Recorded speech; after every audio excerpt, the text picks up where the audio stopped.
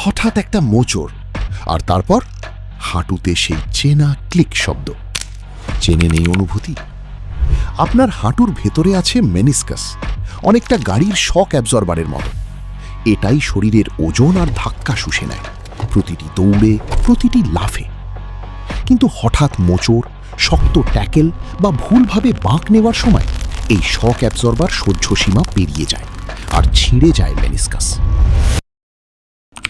লক্ষণ 1, হাঁটুতে হঠাৎ তীব্র ব্যথা আর কয়েক ঘন্টার মধ্যেই ফুলে ওঠা।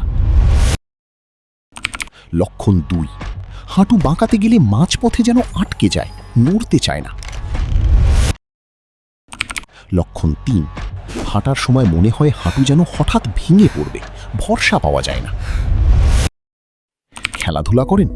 ফুটবল, বাস্কেটবল বা যে কোনো খেলায় যাদের ঘন ঘন দিক পরিবর্তন করতে হয়, তাদের মধ্যেই এই ইনজুরি সবচেয়ে বেশি দেখা যায়।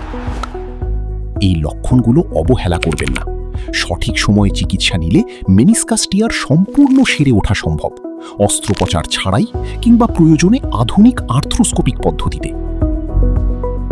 হাঁটুর ব্যথা কখনো ছোট করে দেখবেন না। আজই পরামর্শ নিন ডাক্তার দিবাকর সরকারের।